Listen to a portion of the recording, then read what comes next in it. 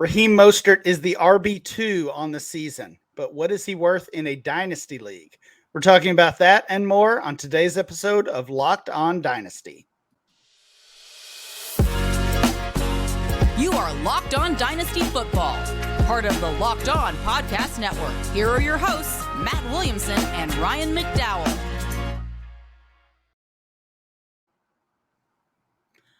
Welcome back to the Locked On Dynasty Football Podcast, part of the Locked On Podcast Network. Your team every day. Thanks for making Locked On Dynasty your first listen every day. I'm your host, Ryan McDowell. You can follow me on Twitter at RyanMC23. Joining me, as always, is former NFL scout Matt Williamson. Find Matt on Twitter at WilliamsonNFL.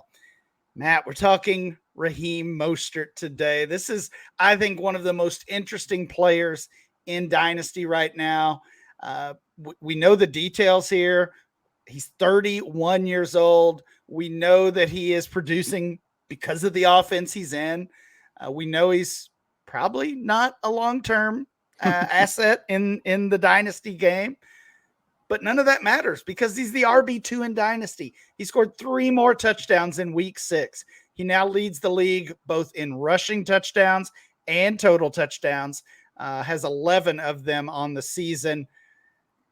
Man, I mean, this is a unique case. I can remember a couple of other situations like this, but before we get into all of the Dynasty value study, all the details, all the data, before we get into it with Raheem Mostert, what's your view on this guy currently?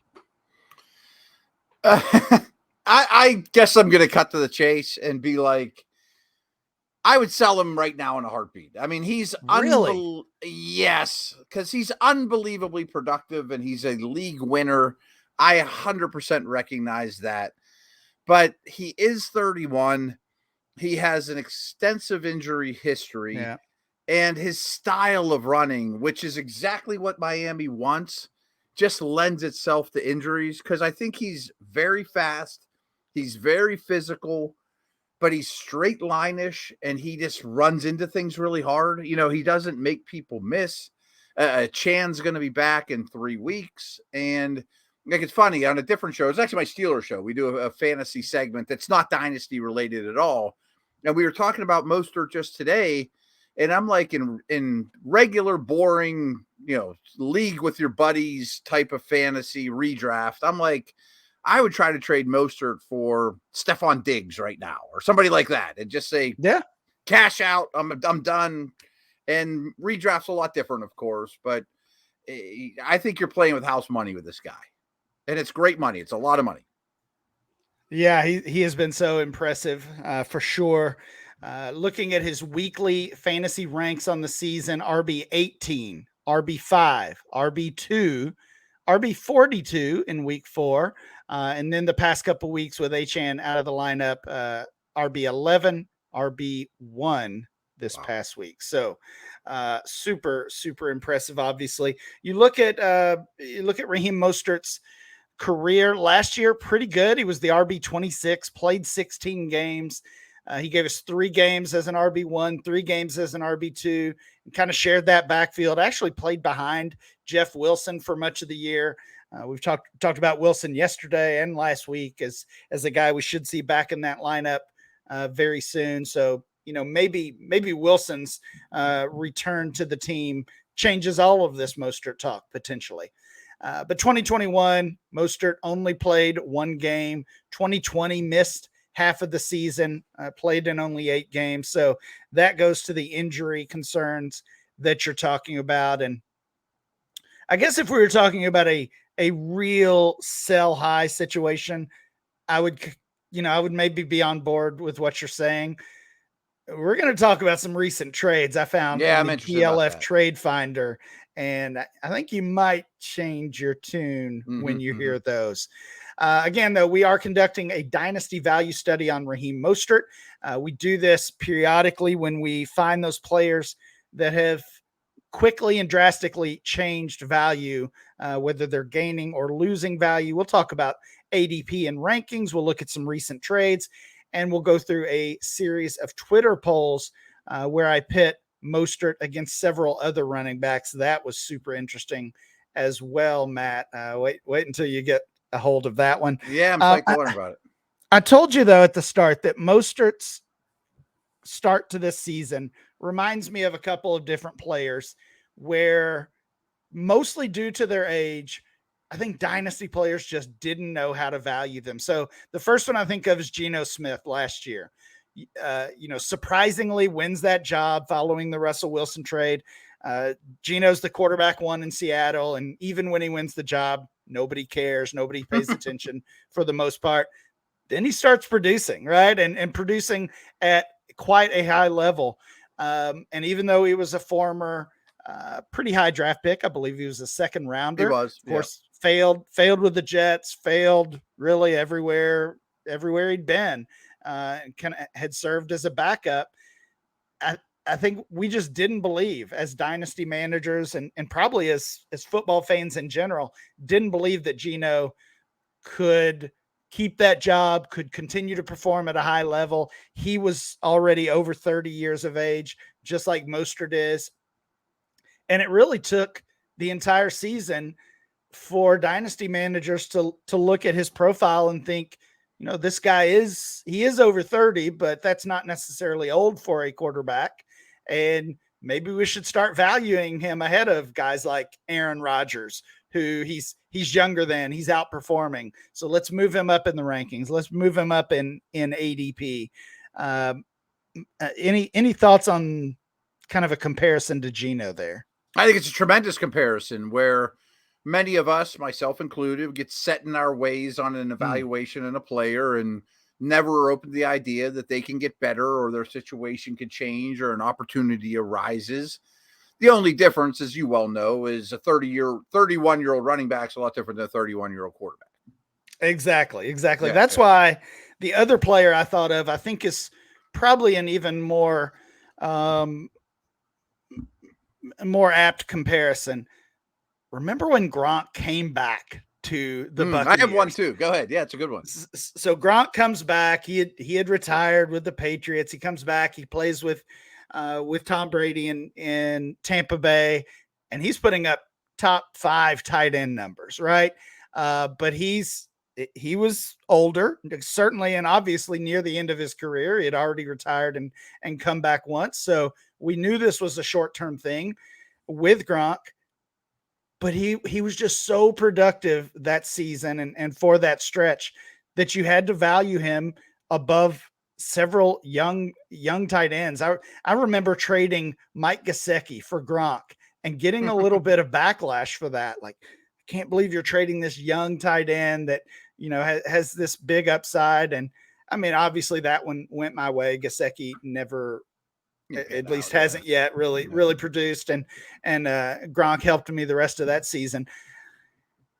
So maybe, maybe this is just a 1-year thing with Raheem Mostert. And I mean, if Devon Achane comes back in 3 weeks and Jeff Wilson comes back this week or next week, maybe it doesn't even last that long. But Mostert has just been so good, even when Achane was on the field, that I think we have to up the value of him right now. 100%. I actually came up with 2 while you were doing that. We could probably have this almost exact conversation tomorrow, do the exact same show on Adam Thielen. He's kind of one of those guys. You're just left for dead, but the one that came up with was Cordarrelle Patterson when he became the man for the Falcons. He's old. Okay, I know what he is, but he was a starting running back that had value in fantasy. Yeah, that's a great one. I had not thought about that one, but that is definitely a good one. And we saw Patterson gain value, move up rankings, move up ADP, even though I believe he was over the age of 30 at that time a couple of years ago. That's a good comparison as well. Let's continue this conversation, continue this dynasty value study. As I said earlier, we're going to talk ADP rankings, trades, and Twitter polls. We'll do all of that, and we'll continue that next. So our buddies over at eBay Motors have teamed up with Locked On Fantasy Football host Vinny Iyer. He's a great dude, does great work. Go check out his podcast. And they're bringing you some of the best fantasy picks each week, all season long. So whether you're prepping for a daily draft or scouting the waiver wire. Every week, we're going to provide players with guaranteed to fit on your roster. So let's see who Vinny's eBay guaranteed fantasy picks of the week are. And he's going with Matthew Stafford, lining up against my Steelers and their terrible corners coming up with Cooper Kupp and Puka Nacua. So he's setting up well here, and Stafford's playing great. He's been passing a ton all season long for the Rams, but recorded his first 2-touchdown game of the season only in week 5 against the Eagles. As I mentioned, Cooper Kupp, Puka Nacua, Tutu Atwell, they're all healthy together as his top 3 wideouts. He will go to work with an even bigger game at home against the Steelers coming up here. Sean McVay has his veteran quarterback rolling, and Stafford won't disappoint in week 7. With his young receivers balling to help Kupp, Stafford has quickly rejuvenated a fantasy asset for 2023 that should have more big days ahead. So with over 122 million parts for your number one ride or die, you can make sure your ride stays running smoothly. Brake kits, LED headlights, roof racks, bumpers, whatever your baby needs. I mean, eBay Motors has all of it.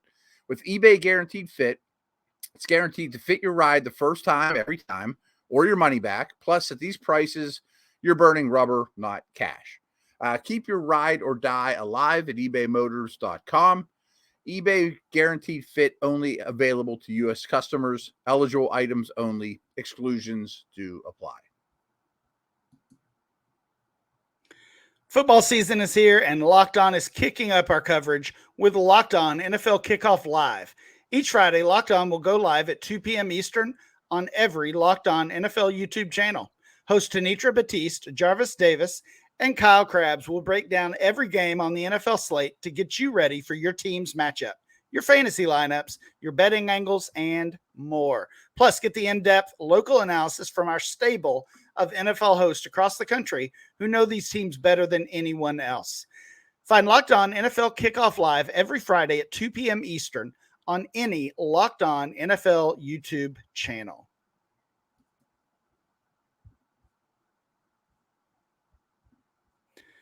All right, Matt, I looked back at Raheem Mostert's career high ADP, according to Dynasty League Football.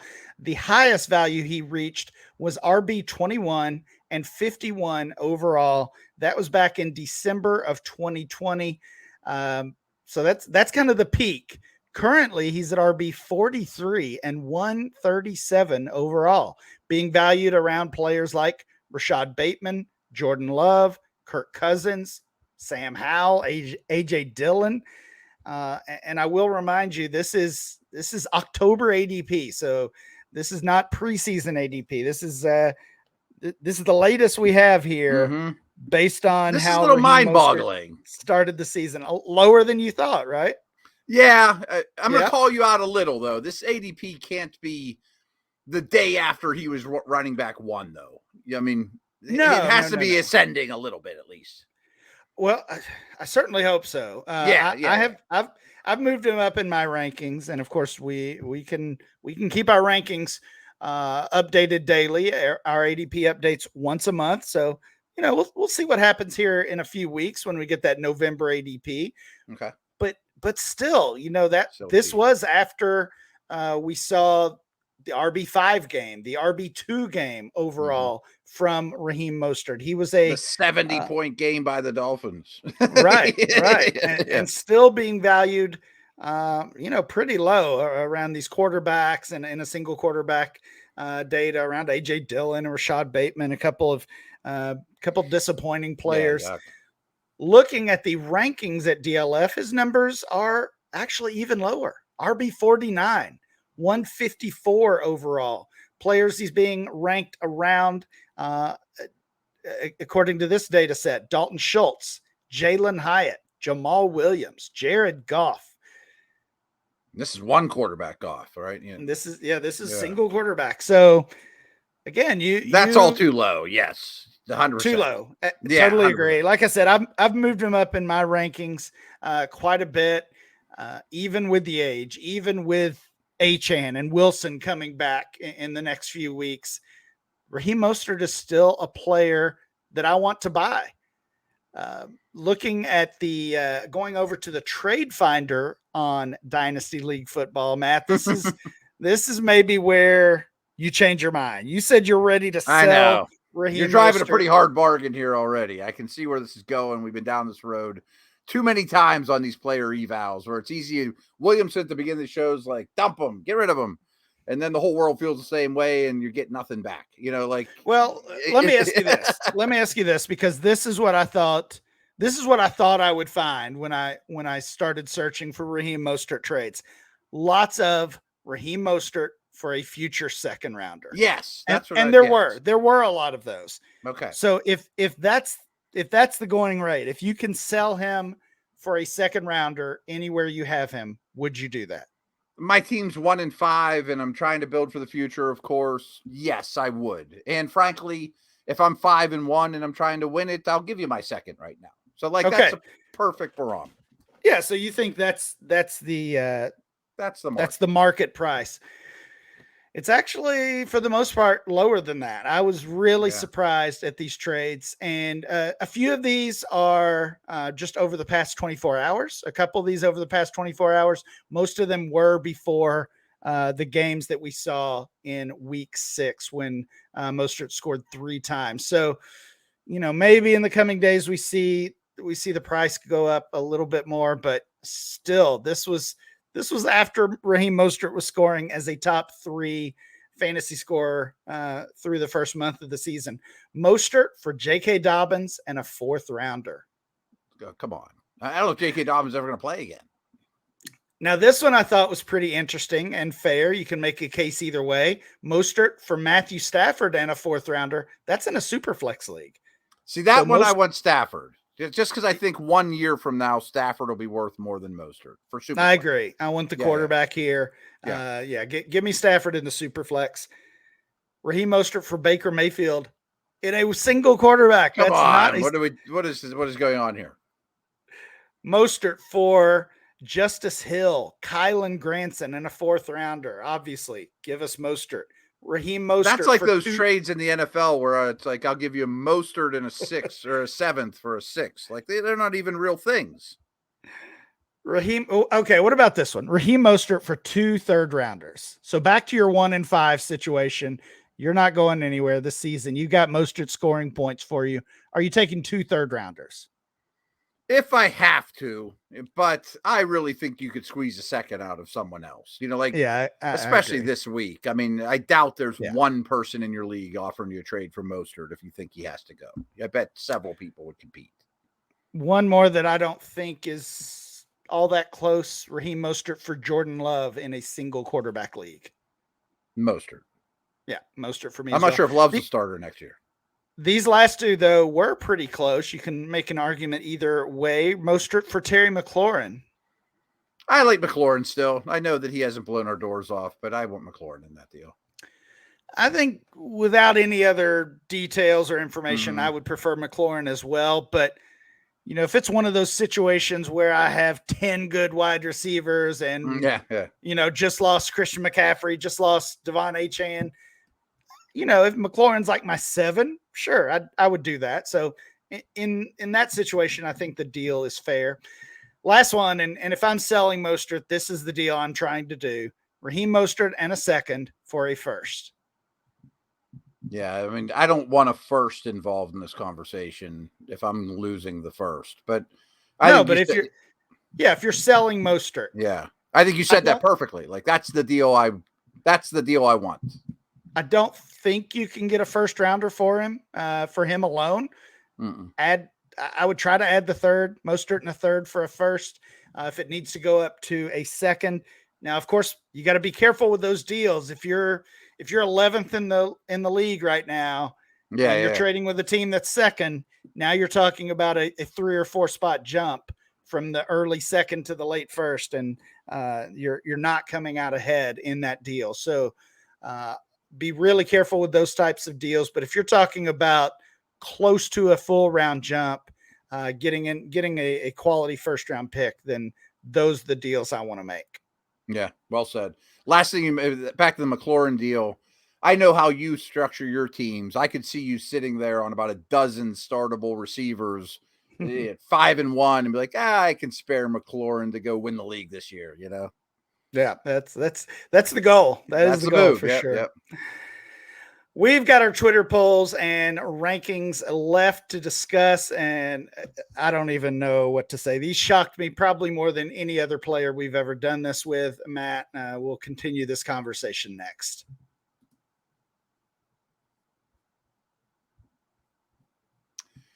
Our show is sponsored by BetterHelp. And do you ever feel like your brain is getting in its own way?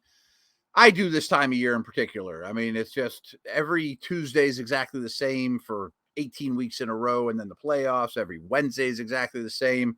And it can make you a little crazy. As much as I love my job, it can get a little monotonous and a little stressful, and you get pulled a lot of different directions outside of work. So, like, you know what you should do, what's good for you, but you just can't quite do it. Therapy helps you figure out what's holding you back, so you can work for yourself instead of against yourself. And I used to do some therapy, and I got a lot out of it. I'm not exactly sure why I got away from it, but I'm starting strongly to consider getting back into it and giving BetterHelp a try. I mean, and the beauty of it, as I mentioned with my schedule, is it's entirely online. It's designed to be very convenient, flexible, and suited to your schedule, which is perfect for me, and I'm sure for many of you. Just fill out a brief questionnaire and get matched with a licensed therapist, and switch therapists anytime for no additional charge. So make your brain your friend with BetterHelp. Visit betterhelp.com/lockedon today to get 10% off your first month. That's BetterHelp, HELP.com/lockedon.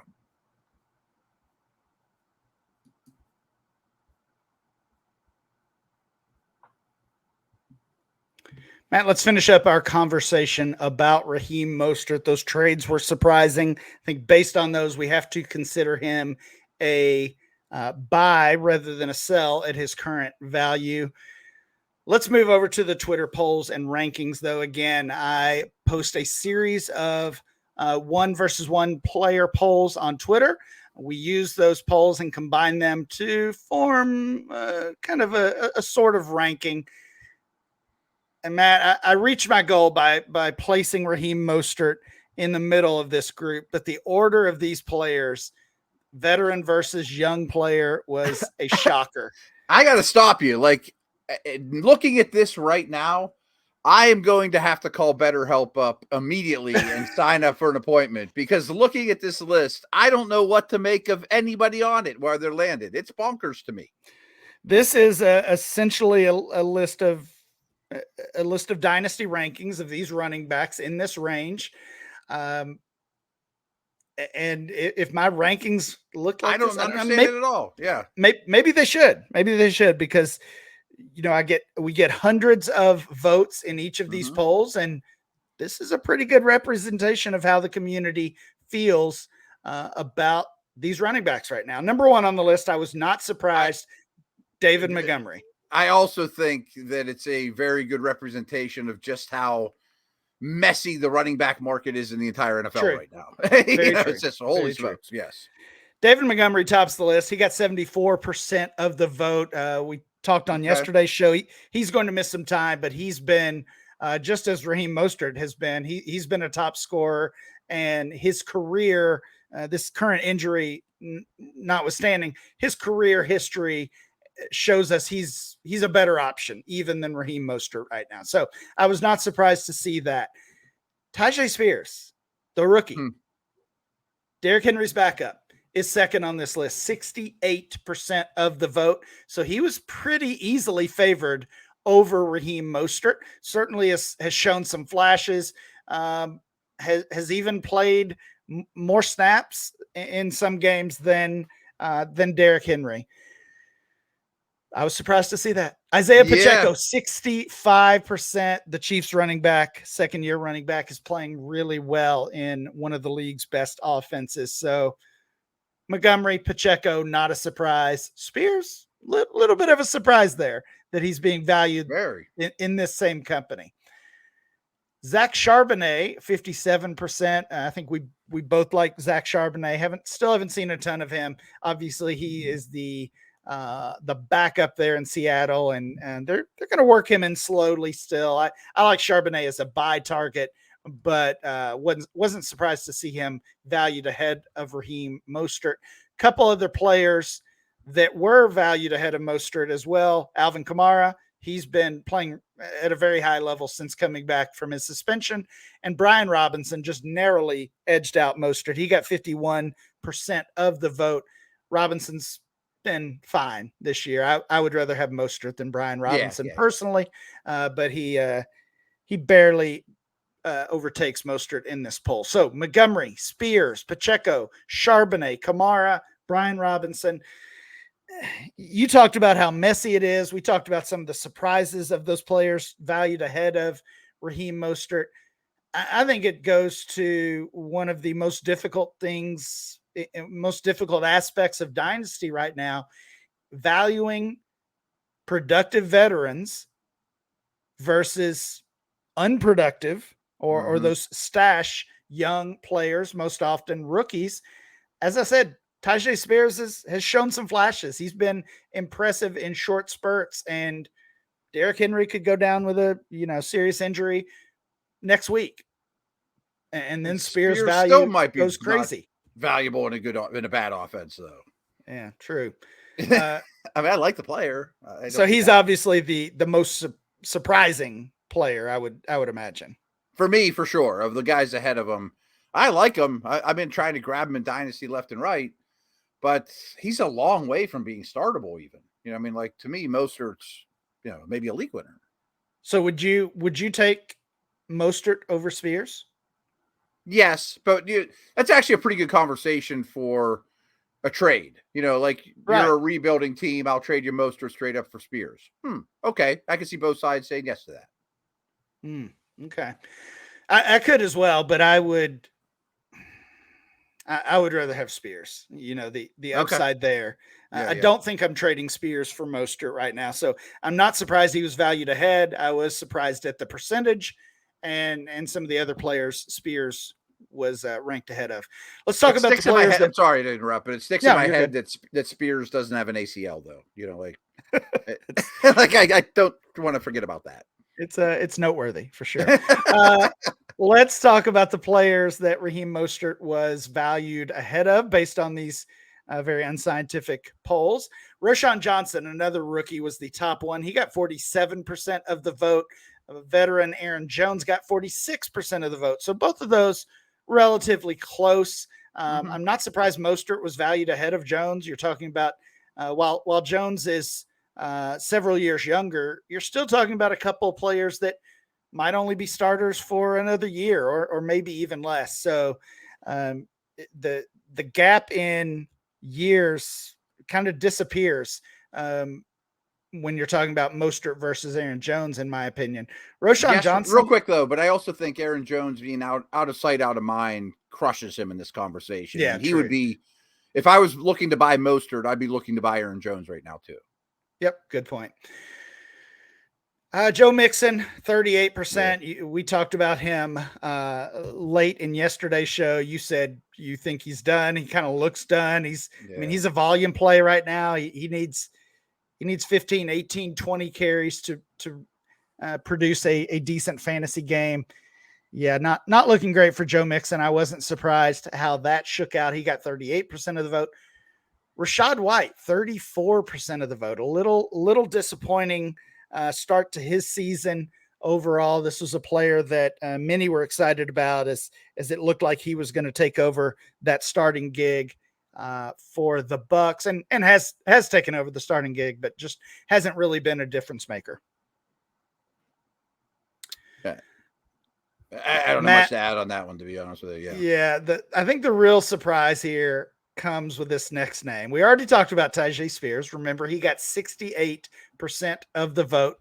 Derrick Henry, 33% of the vote. So not only does that tell us that Raheem Mostert is the overwhelming choice ahead of Henry, but Tyjae Spears is even more or even by a wider margin preferred over Derrick Henry. And again, maybe that shouldn't be a surprise, but yeah, but looking at, I go back to my dynasty rankings. Maybe I need to take a step back and reevaluate. I still have Henry relatively high, certainly have him above some of these names that we've already mentioned.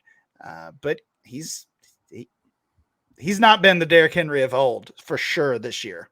No, and I can see both sides of that, and I've been out on him for too long, to be honest with you. But in a week from now, when he ends up on the Chiefs or Ravens, it might change people's tune. Oh, I'm not out of any inside information, but boy, he seems like a likely trade candidate with Tannehill getting hurt. Yeah, there's so many trade candidates. I hope we see some action this trade deadline. Couple of other names on this list. These were not surprises. Najee Harris gets 25% of the vote, and Miles Sanders coming up in the last place gets just 12% of the vote. Mostert favored heavily over both of those guys. So that's it. That is our Twitter polls and rankings. Raheem Mostert, yeah, very, very telling. Raheem Mostert favored over a lot of the vets that have been staples in our dynasty lineups for the past few years. And I get it. Over Aaron Jones, Mixon, Derrick Henry, Najee Harris, and Miles Sanders. Time to redo my dynasty rankings now, Matt.